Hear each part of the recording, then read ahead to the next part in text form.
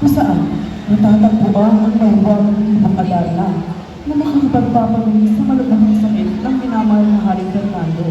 Ngunit, nang siya'y nakarating, ay agad siyang nangingabuhay sa kanyang kapagaling sa paglalakbay.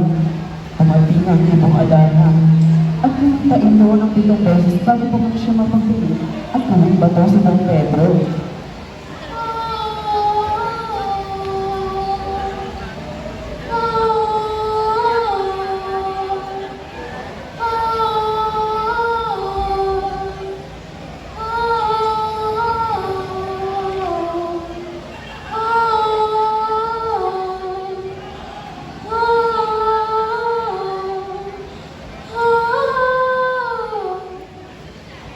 Sunod naman nakarating ang ikalawang prinsipe ng Birbanya na si Don Pedro.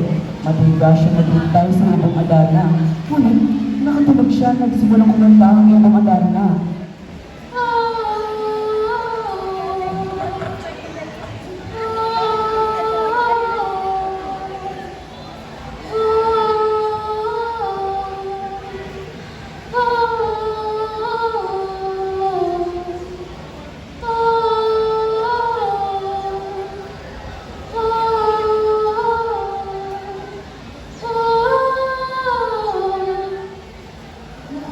Nauluhang sa isang kuweba, kung saan natatagpuan ang ermitanyo.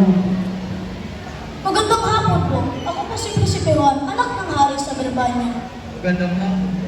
Ano po na ang iyong kailangan? Ang sadya ko po rito ay ang ibong Adarna, na ayon sa manggagamot na ngayon lamang po ang tanging makapagpapagaling sa malubhang karamdaman ng aking ama. Hindi kong sinasabi mo ay isang at maaari kong masawit sa paghuli. Ituro niyo po sa akin ang puno at sisikapin ko po itong hingin kahit buhay ko pa. Salamat po. Taas ng bundok na ito ay isang puno na maganda. Nagmabubuta ko ito sa lahat ng puno sapagkat ang dahon nito ay kulay dilaw. Yun ang tirahan ng ibong Adarna. Bago ito matulog, ay kakanta muna ito ng 7 beses. Tuwing matatapos ang pagkanta, ay magpapalit ito ang balahibo sa iba't ibang kulay.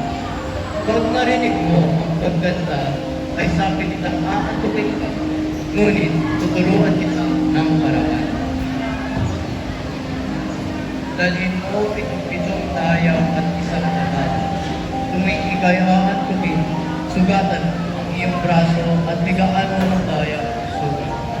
Pagkatapos kumanta ng ibong Adarna, ay magdudumi ito. Kapag ikaw ay nakatakan ng dumi, ikaw ay mamimigay.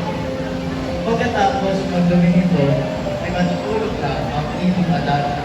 At sa pagkakataong iyon, maaari mo ng at uliin ang ibong Adarna. Maraming po salamat at aking susundin ang inyong bilin. Upo muna tayo at bago, kumain